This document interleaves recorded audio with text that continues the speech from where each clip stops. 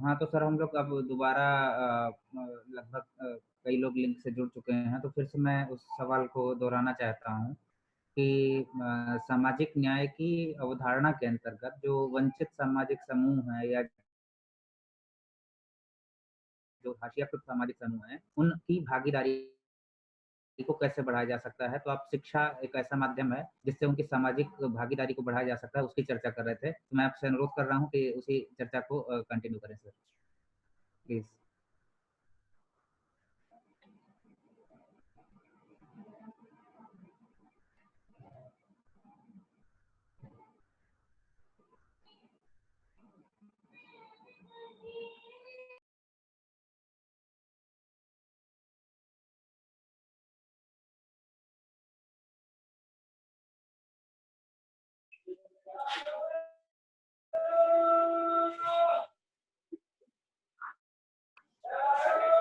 जी sir, आप please continue करें।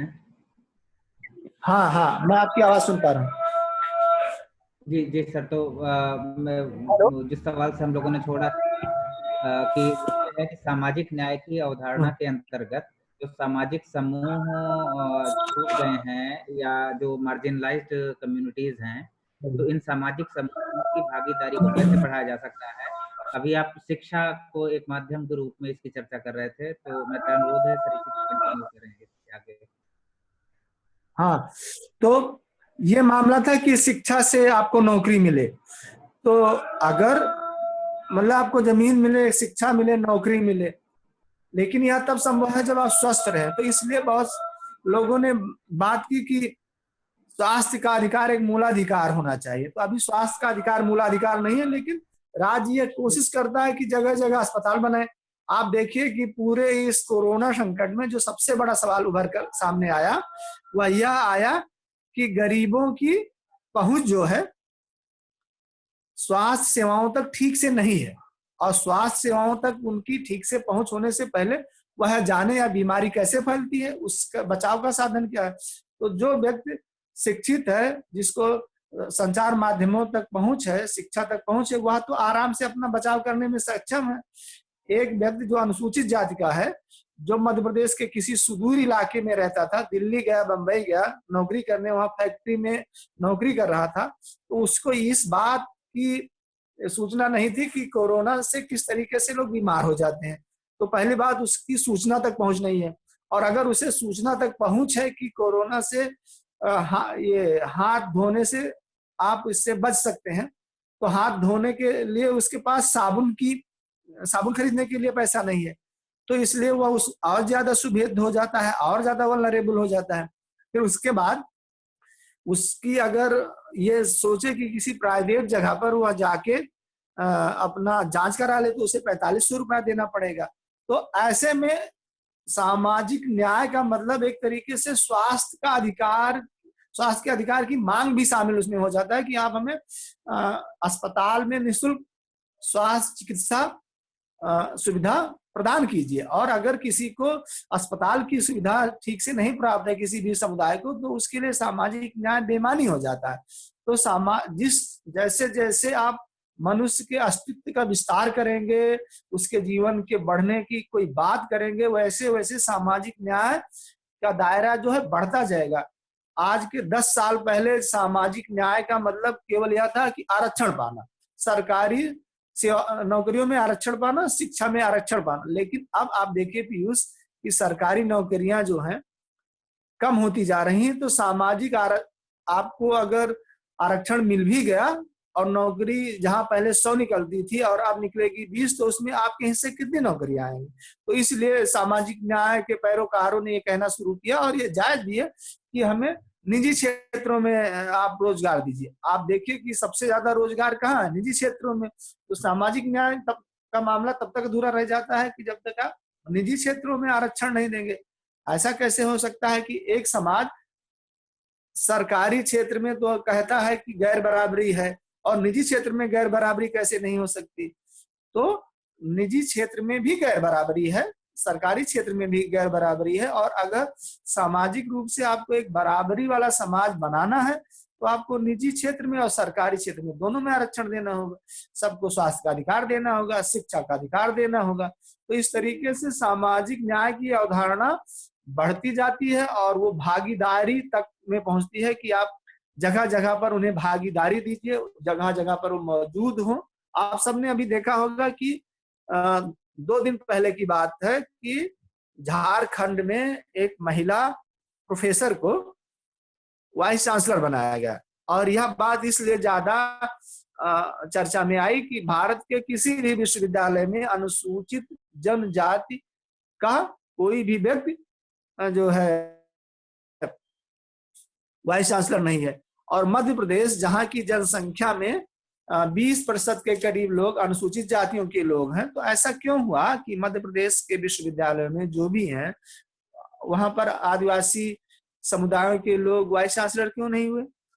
झारखंड की घटना इसलिए बड़ी है क्योंकि वह महिला आदिवासी है, यानी वह कई तरीके की बहिष्करण, कई तरीके के हाशियों की शिकार रही है और इसके बाद उन्हें वाइस चांसलर बनाया गया। तो जब तक आप ऐसी जगहों पर लोगों को नहीं ले जाएंगे तब तक मामला बनेगा नहीं। तो इसलिए सामाजिक न्याय धीरे धीरे विस्तृत हो रहा है, और इससे अगर आप एक बेहतर भारत, सुंदर भारत बनाना चाहते हैं तो ये बहुत जरूरी है। और ये मैं कहूँगा कि ये जो कोरोना क्राइसिस है इसने हम पर बहुत ज्यादा दबाव डाल दिया है कि हम अपने समाज को फिर से देखें। सोशल साइंस के लोग, राजनीति के लोग यानी राजनेता, प्रशासक और समाज खुद यह देखे कि वो अपने बारे में कितना कम जानता था और उसकी कितनी ज्यादा दुश्वारियां थी। ये सब बिल्कुल सतह पे आ गई हैं। लोग सड़कों पे घूम रहे हैं, सड़कों पे मर रहे हैं। जी, आपने इसकी चर्चा की कि नौकरियों की संख्या लगातार कम होती जा रही है और जब तक हम सकारात्मक भेदभाव जैसी पॉलिसीज का निजी क्षेत्र में विस्तार नहीं करते हैं तो हम वास्तव में सामाजिक न्याय के लक्ष्य की पूर्ति नहीं कर सकते हैं। लेकिन इसके साथ ही एक और पहलू जुड़ा हुआ है, वो है तकनीकी का। तकनीकी ने मानव के काम करने को, श्रम बल को तकनीकी से प्रतिस्थापित कर दिया है।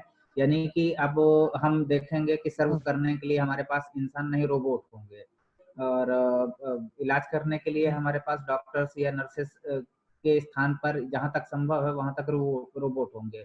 तो जो बायो टेक्नोलॉजी है या इंफॉर्मेशन टेक्नोलॉजी है, बायो इन्फॉर्मेटिक्स है, या इस तरीके की जो तमाम तकनीकियां विकसित हो रही हैं, उसने सामाजिक न्याय की अवधारणा को किस तरीके से प्रभावित किया है, और इसने हाशियाकरण को, जो पहले से ही मार्जिनलाइज्ड थे, उनके जीवन पर किस तरीके से प्रभाव डाला है। आपका मत जानना चाहेंगे सर हम सारे लोग। अच्छा, ये तो पीयूष, इसके हर चीज के जितने अच्छे बुरे प्रभाव होते हैं तकनीक के हैं। तकनीक के साथ, किसी भी नई तकनीक के साथ सबसे खास बात यह होती है, यह सबसे पहले समाज के प्रभुताशाली वर्ग के पास आती है। कोई भी तकनीक समाज के प्रभुताशाली वर्ग के पास सबसे पहले आती है, तो उसका लाभ उठाने वाला वही होता है, तो शुरू में ही वह आगे निकल जाता है। और दूसरी बात, अधिकांश तकनीकें जो है वो राज्य प्रायोजित होती है, यानी तकनीक तो कहीं ऐसे हवा में आती नहीं। राज्य की लाइब्रेरी है, स्टेट जो जिसको फंड देता है, कहता है ये तकनीक बनाई, हुआ तकनीक। तो तकनीक पहले एक तो राज्य प्रायोजित चीज है, और दूसरा ये समाज के जो इनके पास पैसा है, जो इनके पास प्रभुता है, उनके पास पहले आती है। तो कुछ समूहों को तकनीक वैसे ही आगे अपने आप ले जाती है। जैसे जो आज आप अधिकांश लोगों के हाथ में ये देख सकते हैं स्मार्टफोन, लेकिन 5-10 साल पहले यह स्मार्टफोन कुछ लोगों के हाथ में पहले आया। तो जिन लोगों के हाथ में स्मार्टफोन पहले आया, जिन लोगों के हाथ में कंप्यूटर पहले आया, आप कल्पना कीजिए कि 1990 के दशक में जो नौजवान कंप्यूटर पे काम कर रहे थे और आज वो लगभग 60-70 साल के होंगे, वह और उनके बच्चे आज ज्यादा लीप ले चुके हैं, ज्यादा आगे बढ़ चुके हैं, जिन्होंने तकनीक को पहले अपनाया। और ऐसे समूह जो तकनीक को बाद में आते हैं वह उनके पीछे पीछे जाते हैं। तकनीक का एक बात यह भी है कि ये कमजोरों को ताकत भी देती है, कि जैसे आप जानते हैं कि ये पीडीएस सिस्टम में आप लोगों ने तो इस पे काम किया कि किस तरीके से इसने घोटाले को कम किया। मोबाइल के थ्रू आप अपने अधिकारियों से जुड़ सकते हैं। बहुत ढेर सारे अधिकारियों ने इसी स्मार्टफोन, एसएमएस और ट्विटर, फेसबुक इसका उपयोग करके लोगों के जीवन को बदला है।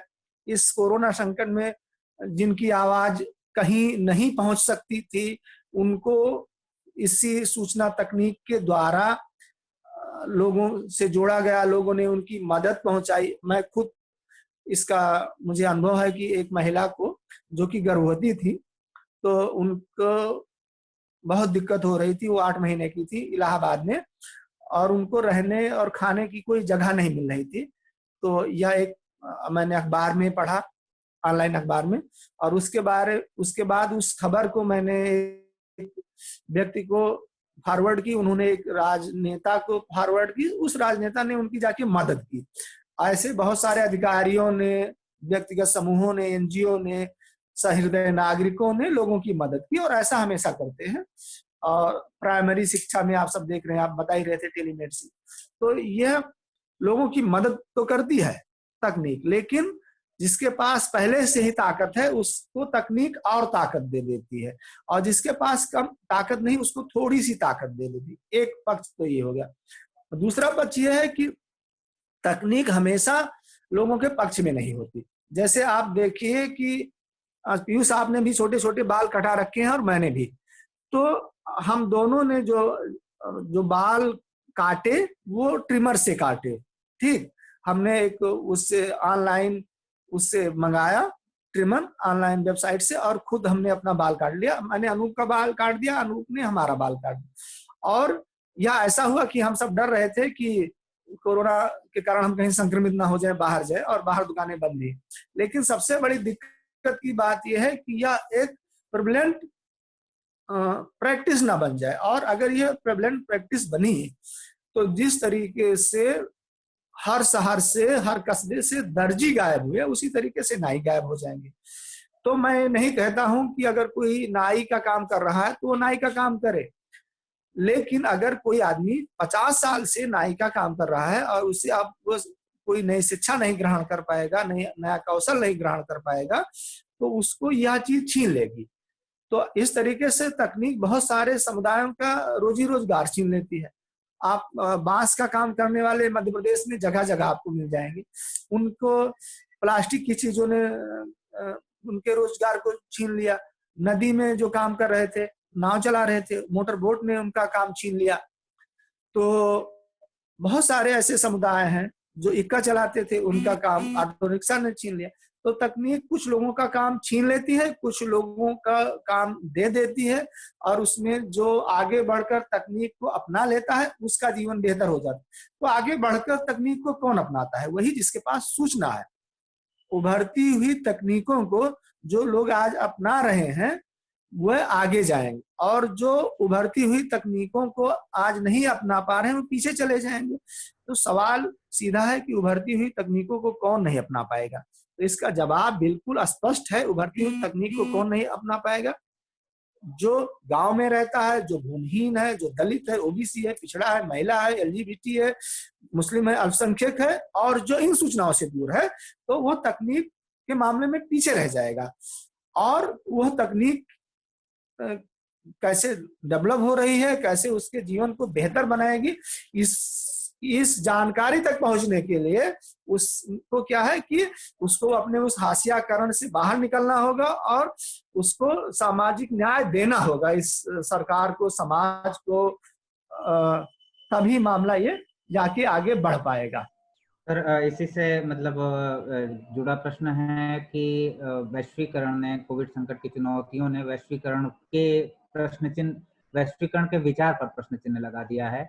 और एक तरीके से जिस तरीके से प्रवृत्तियां विकसित हो रही हैं वो ये बता रही हैं कि फिर से एक, चाहे वो अमेरिका हो, चीन हो, भारत हो, कहीं ना कहीं ये वैश्वीकरण के विरोधी प्रवृत्तियां हैं।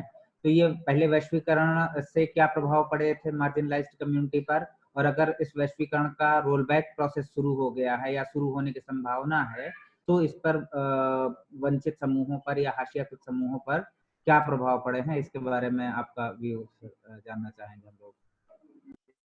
पीयूष, उसमें जो मैंने पहले ही बात कही थी कि वैश्वीकरण दरअसल भारत में जिस तरीके से भारत वैश्वीकरण से दो चार हुआ है, वह बेसिकली पूंजी बाजार से, जो पूरी दुनिया का पूंजी बाजार है उससे वो जुड़ा है, और पूरी दुनिया का जो सूचना समाज है उससे जुड़ा है। तो आप देखिए कि पूंजी बाजार से और सूचना समाज से कौन लोग जुड़े? वह लोग जुड़े जिनकी पहुंच शिक्षा तक थी। तो बहुत सारे समूह उससे पीछे छूट गए, उस पूंजी बाजार से, सूचना समाज से। उस समूहों को उसके कारण थोड़ी बहुत वो मिली थी, ताकत मिली थी, थोड़े छोटे मोटे रोजगार मिले थे। जैसे वो, अगर आप सोचिए कि सरगुजा में या देवास में या उत्तर प्रदेश में लखीमपुर खीरी में, गोंडा में या बलिया में कोई बहुराष्ट्रीय कंपनी एक अपना बड़ा प्लांट लगा देती है, तो वहां के स्थानीय लोगों को कौन सा रोजगार मिलेगा? वहां के स्थानीय लोगों को निश्चित ही रोजगार मिलेगा। वह मिलेगा कि वह वहां पर खाना बनाए, रसोइये का काम करे, वहां पर वह जाकर गार्ड हो जाए, वॉचमैन हो जाए, या वह फैक्ट्री जब बन रही हो तो दिहाड़ी मजदूर के रूप में काम करे। तो इस तरीके के छोटे मोटे रोजगार तो वैश्वीकरण ने कमजोर तबकों के लिए पैदा किए, लेकिन उनके जीवन को बेहतर करने के लिए जो कार्यवाहियां थी वो भारतीय राज्य के द्वारा ही अंजाम दी गई। जैसे कि एक बड़ा तबका अभी भी आप जानते हैं कि मनरेगा से ही जुड़ पाया। एक बड़ा तबका राइट एजुकेशन थ्रू ही स्कूलों तक पहुंच पाया। एक बड़े तबके के दोपहर भोजन योजना के बाद ही मिल सका। एक तरह से जुड़ने के बाद भारतीय सरकारों के पास, चाहे वो स्टेट गवर्नमेंट हो चाहे केंद्र सरकार की गवर्नमेंट हो, उसका राजस्व बढ़ा, उसके पास पैसा बढ़ा, समृद्धि बढ़ी, और गरीबों के लिए वह सरकारें कुछ ज्यादा कर पाई। यानी कोई भी देश गरीब रहकर गरीबों के लिए काम नहीं कर सकता। ये बात सब लोग जानते हैं कि आप अगर कोई देश गरीब हो जाएगा तो गरीबों के लिए गरीबी का बंटवारा नहीं कर सकता, लेकिन यह है कि संसाधनों का तो बंटवारा कर सकता है। तो थोड़ी बहुत वैश्वीकरण के बाद लोगों ने, भारतीय सरकार ने समृद्धि का तो थोड़ी क्या कहें, समृद्धि क्या, थोड़ी बहुत रोजगार तो दिए हैं, लेकिन उसने किसी को संसाधन नहीं दिए हैं जिससे लोग सक्षम हो पाए, और ये वैश्वीकरण का एक दुष्प्रभाव कहा जा सकता है। सर इसी से एक, हाँ हाँ सर, इसी से एक जुड़ा और प्रश्न है कि कोविड संकट इस समय है, लॉकडाउन चल रहा है या धीरे धीरे लॉकडाउन खुलने लगा है, क्योंकि आर्थिक गतिविधियों को निश्चित काल तक नहीं रोका जा सकता। और हम सकारात्मक होकर ये सोच सकते हैं कि कोई न कोई इसकी दवा या टीका विकसित हो जाएगा जिससे इस संकट का हम लोग सामना करने में सक्षम होंगे। तो जब उत्तर कोविड विश्व है, पोस्ट कोविड वर्ल्ड है, उसमें हाशिया समूहों के सामने क्या-क्या चुनौतियां होंगी और उनको मुख्य धारा में लाने की या सामाजिक न्याय के सामने सामाजिक न्याय में वो अपनी हिस्सेदारी कर सकें, इसकी क्या संभावनाएं हैं? इस पर आपका टिप्पणी हम लोग सुनना चाहेंगे। अच्छा पीयूष, इस पर तो मैं बहुत ही बुरी तरीके से आशावादी हूँ कि चीजें सही हो जाएंगी, और क्योंकि बहुत सारे राज्यों ने एक मॉडल भी विकसित करने की कोशिश की है। खुद ऐसे जगहों पर उत्तर प्रदेश में भी कई जिलों में वहाँ के जो प्रशासक हैं, वहाँ के जो डॉक्टर्स हैं, पुलिसमैन हैं, वो बेहतर काम कर रहे हैं। तो इससे तो लोग निपट जाएंगे और निपट लेंगे, और लेकिन एक हो सकता है कि एक बड़ी संख्या को इसमें अपनी जान गंवानी पड़े, इसमें कोई दो राय नहीं। ये जितना जल्दी से हम इससे निपट आए उतनी अच्छी बात है। इसमें दिक्कत यही है पीयूष कि अभी तो जो हो रहा है वह ये हो रहा है कि लोग लौट रहे हैं, शहरों से लौट रहे हैं। मैंने एक दो दिन पहले भी बातें ये कही थी। तो शहरों से आप लौट कहाँ रहे हैं? जैसे हम में से जो लोग इस कार्यक्रम को देख रहे हैं वह तो सुरक्षित जगहों पर हैं, और जो गांव में लौट रहे हैं तो लोग अलग अलग तरीके से लौट रहे हैं। कोई जो है अपने प्राइवेट टैक्सी में या अपनी गाड़ी से लौट रहा है, कोई जो है जहाज से लौट रहा है, कोई ट्रेन से लौट रहा है, कोई पैदल लौट रहा है। तो जो अलग अलग समूह लौट रहे हैं, और एक ही गांव में जो अलग अलग समूह आ रहे हैं, तो जिनके पास खेती है, 1-2 बीघे खेती, मिनिमम 2 बीघे खेती है, आधा एकड़ जिनके पास खेती है, उनका जीवन तो तुरंत पटरी पर आ जाएगा। लेकिन ऐसे समूह जिनके पास खेती की जमीन नहीं है, तो उनको दूसरों के खेतों पर काम करना पड़ेगा। और अभी तुरंत ऐसे तो गांव में ऐसा नहीं कि उद्योग लग जाएगा। उनको ज्यादा से ज्यादा जो उपलब्ध ऑप्शन है वह 100 दिन का मनरेगा का रोजगार है। बाकी 265 दिन और अलग है। उसमें भी वृद्धों के लिए थोड़ी दिक्कत होगी। जो जब ये नौजवान जनसंख्या शहरों की तरफ चली गई थी तो वृद्ध और महिलाएं, कमजोर तबकों के वृद्ध और महिलाओं को रोजगार मिल जा रहा था। अब गांव में नौजवान जनसंख्या जो कि बेरोजगार होकर आई है वह आ गई है, और जिसके पास अगले दिन ही मजदूरी करने के सिवा कोई साधन नहीं है। तो लोग नौजवान मजदूरों को ज्यादा अपने खेतों पर, अपनी किसी जगह पर काम करने को तवज्जो देंगे बनिस्बत जो वृद्ध है और जो महिलाएं हैं। तो इनका जीवन थोड़ा सा संकट में पड़ेगा। तो ऐसे में सरकार से ये अपेक्षा की जा रही है कि वह सबके खाते में पैसा लगाए, अनाज दे और कुछ ऐसी योजनाएं दे। अभी सरकार केवल 2 काम ठीक से कर पा रही है। एक तो उसने मनरेगा पर बजट बढ़ाया है और भूखे लोगों को उसने राशन देने का प्रयास किया है। उसमें हर जगह पर कुछ जगहों पर अव्यवस्था आई है, भगदड़ मची है, कुछ जगहों पर वो लोग ठीक से काम कर पा रहे हैं। तो इसको मतलब एक प्रोसीजर में शामिल होने में 2-3 महीना लगेगा और तब तक बहुत सारे लोगों को बहुत सारा कष्ट सहना पड़ेगा। एक तो बात ये होगी। और दूसरी बात अभी जो यह है कि जितनी पब्लिक इंस्टीट्यूशन है, पब्लिक इंस्टीट्यूशन से मेरा मतलब प्राइमरी स्कूल से पार्लियामेंट तक है। तो अगर प्राइमरी शिक्षा को आप बेहतर बनाएंगे, आप इस अपने सामुदायिक स्वास्थ्य केंद्र को बेहतर बनाएंगे, आप लोगों को गांव में रोजगार देंगे, तो इससे आप आराम से 1-2-3 साल में निपट जाएंगे, इससे बाहर निकल पाएंगे। और अभी तो बहुत सारे लोग कह रहे हैं कि वो शहरों की तरफ नहीं जाएंगे, लेकिन शहर कुछ अन्य चीजें भी उपलब्ध कराते हैं। और जिस दिन लोगों को विश्वास हो गया कि इसकी दवा हो सकती है और इसकी दवा मतलब जानलेवा नहीं रह जाएगा, ऐसी कोई दवा आ जाए या ऐसा कोई टीका आ जाए, तो चीजें आगे जा सकेंगी। और एक बात यह है कि जब बड़े संकट आते हैं तो जीवन बहुत बुरी तरीके से फंसता है और सबको लगता है कि आप शताब्दियों पीछे चले जाएंगे। द्वितीय विश्व युद्ध के दौरान यूरोप के बहुत सारे देशों को लगा था कि अब तो सब खत्म होने जा रहा है, भारत को भी यही लग रहा था। लेकिन जैसे ही द्वितीय विश्व युद्ध खत्म हुआ और उसके बाद लोगों ने बहुत जल्दी से रिकवरी की। लेकिन इस रिकवरी में एक बात मैं बहुत स्पष्ट कहूंगा, यह कुछ इस बात पर निर्भर करता है कि राजनीतिक नेतृत्व वो किस तरीके का है। राजनीतिक नेतृत्व किस तरीके का है, इसका मतलब ये नहीं है कि वह डेमोक्रेसी है कि ऑटोक्रेसी है। राजनीतिक नेतृत्व अपने कमजोर लोगों के लिए कितना संवेदनशील है, वह किस तरीके का देश बनाना चाहता है, वह उसमें किन किन लोगों को शामिल करना चाहता है और लोगों की कौन सी भूमिकाओं में देखना चाहता है। अगर कोरोना क्राइसिस से निपटने के बाद जो भारत का शीर्ष नेतृत्व है, राज्यों का जो नेतृत्व है, समाज का जो नेतृत्व है, जो बुद्धिजीवी वर्ग है, वह इस पर निर्भर करता है कि ये लोग आगे कौन सा प्लान करते हैं। क्या कोई ये एक साझा उद्देश्य, साझा राष्ट्रीय उद्देश्य, हालांकि ये कहने में बहुत अच्छा लगता है कि एक साझा राष्ट्रीय उद्देश्य हो, तो ये कोई कॉमन मिनिमम प्रोग्राम तो होता नहीं देश का कि इसी पर।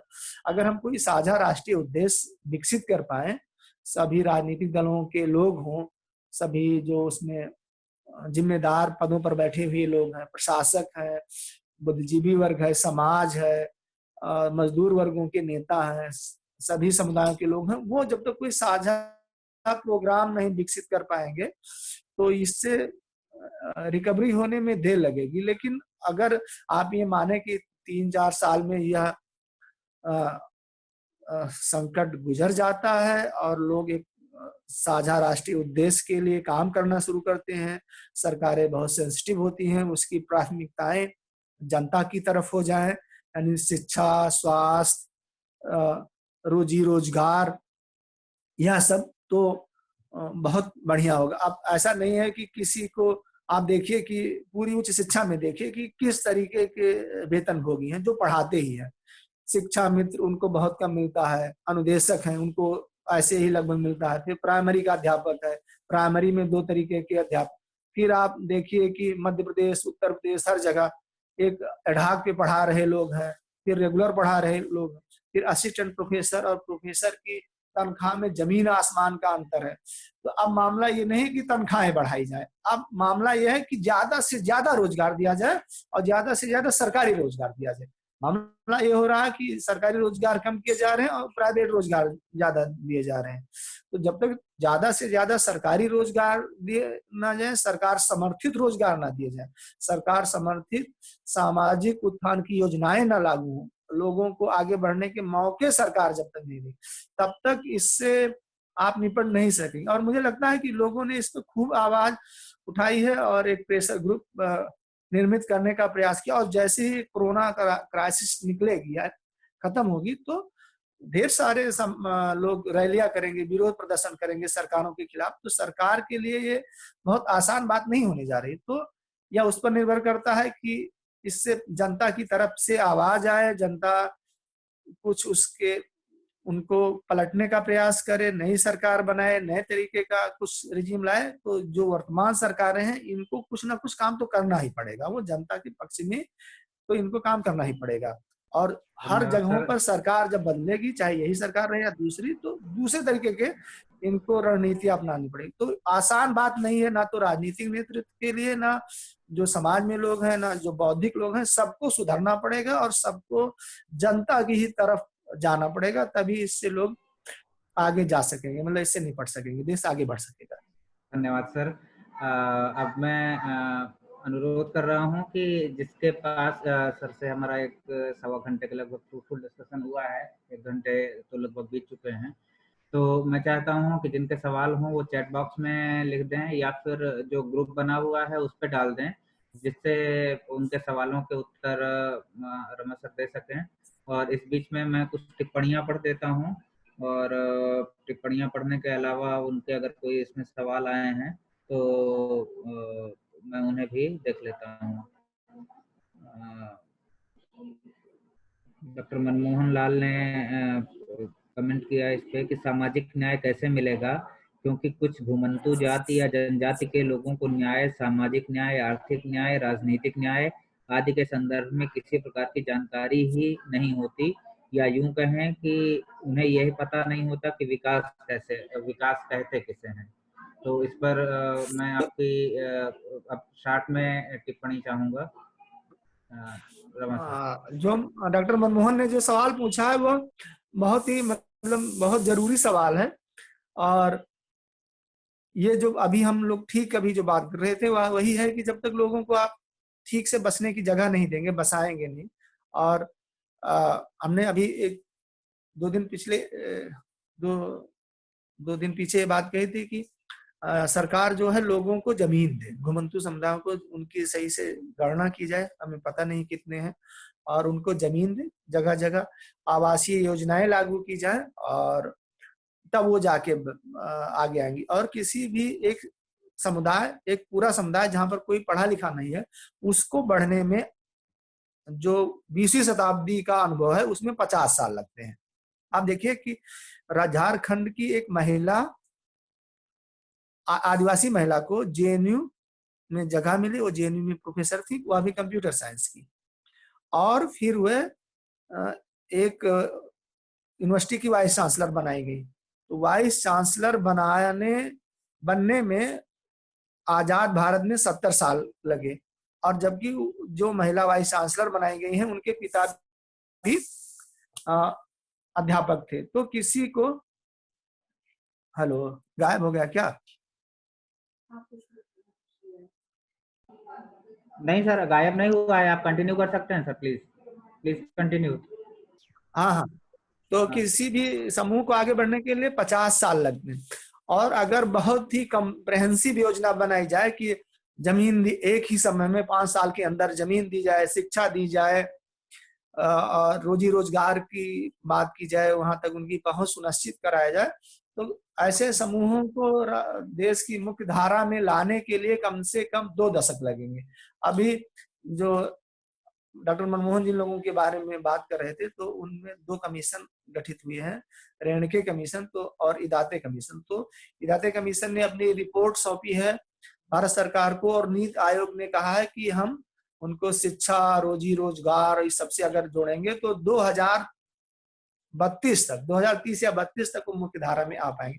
तो बहुत तेज काम करेंगे, तो हम 1 दशक या 2 दशक में उनको एक ऐसी जगह पर ला पाएंगे जहां वो विकास का मतलब समझ सकते हैं, वो जान सकते हैं कि उनके लिए क्या योजनाएं हैं, वो इस देश के लोगों से, सत्ता से कैसे अपनी मोल भाव करें, निगोशिएशन करें, कैसे किसी भी पद के लिए, किसी अवसर के लिए अपनी दावेदारी पेश करें। तो ये अभी तो कमजोर लोगों को आगे लाना पड़े।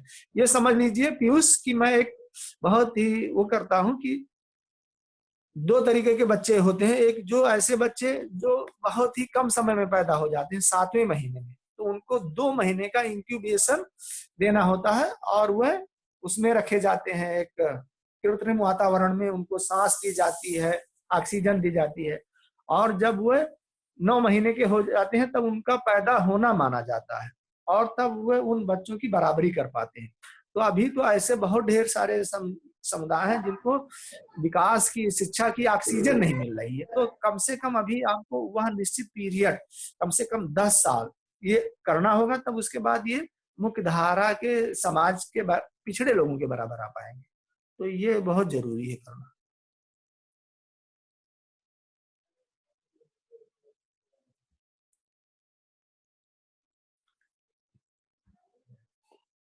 विकास लेट गए, विकास लेट गए। हाँ। हमने इसको किया था लेकिन वो कनेक्ट नहीं हो पाया।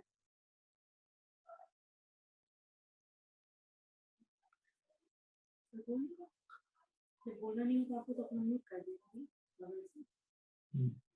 हाँ पीयूष, पीयूष तो अनम्यूट है। अच्छा सर, हाँ अब मैं ये आशीष दुबे का सवाल है कि क्या हाशिए के समाज के लोगों को आर्थिक आधार पर परिभाषित किया जाना चाहिए, क्योंकि एक गरीब तबके में ब्राह्मण, ठाकुर, वैश्य भी आते हैं और अनुसूचित जात भी आते हैं। और दूसरा सवाल है सुशांत मिश्रा का कि ये बताइए कि उपेक्षित समुदाय के संदर्भ में आधुनिकता के मायने क्या हैं? क्या आधुनिक मूल्यों के आधार पर ही समता प्राप्त की जा सकती है? सर इसका बहुत संक्षिप्त उत्तर चाहिए क्योंकि इसके बाद फिर से हमारे सेशन अच्छा, 6 मिनट बचे हैं हमारे पास। जो तो सर जो दूसरा सवाल है उसका तो हम लगभग जवाब दे चुके हैं। हाँ, तो उसके जवाब देने की बहुत जरूरत नहीं है। पहला सवाल जो है कि जो ऐसे किसी भी समुदाय को क्या केवल आर्थिक रूप से ही पिछड़ा माना जा सकता है, ये बहुत तेजी सवाल है और ये सवाल उठा और आप देखिए इसी के आधार पर दिया गया है EWS का। ठीक, सवाल जवाब तो लोगों ने ऑलरेडी दे दिया, भारत की संसद ने दे दिया है कि आर्थिक जो है आर्थिक आधार पर लोगों को पिछड़ा माना जा सकता है, लेकिन अभी इस पर आप कोई अंतिम राय नहीं बना सकते कि केवल आर्थिक आधार पर ही लोगों को पिछड़ा माना जा सकता है। हाँ, यह है कि उच्च वर्गीय तबकों में बहुत छोटी सी जनसंख्या होगी जिसको यह दिक्कत होती है, लेकिन जो पिछड़े समूहों से है, मार्जिनल सेक्शंस में है, उनमें आर्थिक समृद्धि अगर वो हासिल भी कर लेते हैं तो उनको सामाजिक बराबरी जल्दी नहीं मिल पाती है। तो इसीलिए ज्यादा जरूरी हो जाता है कि सामाजिक न्याय में उन सारे तबकों को ज्यादा तवज्जो दी जाए, ज्यादा उनके लिए प्रावधान किए जाए जो सामाजिक रूप से पिछड़े रहे हैं। तो धन्यवाद सर। आर्थिक मेरे हैसियत तो ख्याल एक से निश्चित ही सुशांत और आशीष को उनका उत्तर मिल गया है। मैं डॉक्टर अमित भूषण द्विवेदी सर से अनुरोध करूंगा कि अब वो इस कार्यक्रम को औपचारिक रूप से कंक्लूड करें और रमा सर को एक औपचारिक धन्यवाद ज्ञापन करें। अमित सर।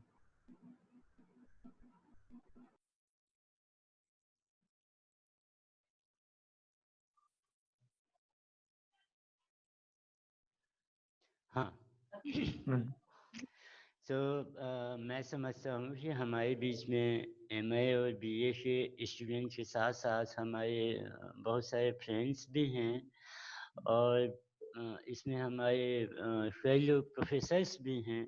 तो सबसे पहले मैं रमा सर को तहे दिल से आभार दूंगा कि वे इतने अच्छे विषय पे, ये केवल एक बहस ये विमर्श ही नहीं था, बल्कि मैं समझता हूँ जो हमारे अभी हायर एजुकेशन में युवा साथी जो अभी BA में आए हुए हैं, उनके लिए ये जीवन भर के लिए एक सीख भी होगी कि हाँ, ये समाज में कौन सी समस्याएं हैं और वे कैसे जैसे रमा सर ने बेहद अच्छी बात किया कि वे सभी लोग पीछे हो जाएंगे जो टेक्नोलॉजी यूज नहीं कर पाएँगे। तो रमा सर ये आपका कहना मैं भी समझता हूँ कि इवन प्री कोविड टाइम में भी ये था कि जिनके पास टेक्नोलॉजी नहीं है वो पीछे हो जाएँगे, और पोस्ट कोविड में तो जिस तरह से आपने वो सारी संवेदनाएँ और मतलब इतना ज्ञान के ऊँचे स्तर पे जाके आपने जिस तरह से सेशन को चलाया वे बेहद फ़ायदेमंद था। तो रमा सर आपने सच में मुझे भी आपके इस भाषण से ज्ञान प्राप्त हुआ। हमारे फ्रेंड्स, हमारे स्टूडेंट्स, वे सभी नहीं सच में बहुत इंसाइटफुल था। और इवन उसमें कंटेंट था, उसमें ये भी दिख रहा था कि आप इस विषय की कितने ऐतिहासिक समझ रखते हैं, और इतने आसान भाषा में उसमें कोई भी कठिनाई नहीं थी। तो मैं समझता हूँ कि पीयूष सर आपने सेशन को आप हमेशा की भांति आपने सेशन को बेहद ही अच्छे ढंग से चलाया, और रमा सर हमारे छोटे से प्लेटफॉर्म पे आप आए इसके लिए तहे दिल से शुक्रिया। और मैं आशा करता अरे हूँ कि नहीं। मैं आशा करता हूँ कि साल में कम से कम 2 अवसरों पे हमारे बच्चों को आके ऐसे ही बिल्कुल। आप उन्हें लाभान्वित कीजिए। हम सब लाभान्वित हुए हैं, हमारी जो ज्ञान है वो समृद्ध हुआ है, और जो हमारी मस्तिष्क है वो सेंसिटाइज हुआ है। इस सैनिटाइजेशन के युग में आपने जिस तरह से हम लोग के दिमागों को सेंसिटाइज किया है वो बेहद अच्छा है। मैं इसके साथ में ही मैं पीयूष सर को देता हूँ। रमा सर थैंक यू, आप आए। और मैं रमा सर से भी चाहूँगा कि हमने जो व्यवस्था किया वे आपको कैसा लगा? थोड़ा-सा 1 लाइन 2 लाइन जो भी आप बताना चाहें। नहीं, तो इसके लिए तो भाई अमित को बहुत बहुत क्या कहें बधाई और नवाचार कर रहे हैं अमित, और हम सबको जोड़ रहे हैं। और मुझे याद है अमित ने मुझसे बात की थी कि जब मैं शिमला में ही था और ये सब संकट नहीं था, तब भी वो इस अकादमिक लेन देन के बारे में बात कर रहे थे कि हम लोग भविष्य में करेंगे। तो इसी बीच में आ गए कोरोना जी, तो ये दिक्कत हो गई। लेकिन ये है कि बहुत अच्छा रहा नौजवानों से जुड़ के। और मैं अमित आपसे और सभी लोगों से ये कहूंगा कि मैं कोशिश, अगर आप इसकी रिकॉर्डिंग मुझे उपलब्ध करा देंगे तो मैं इसको एक लेख के रूप में आपको लिख कर दे दूंगा।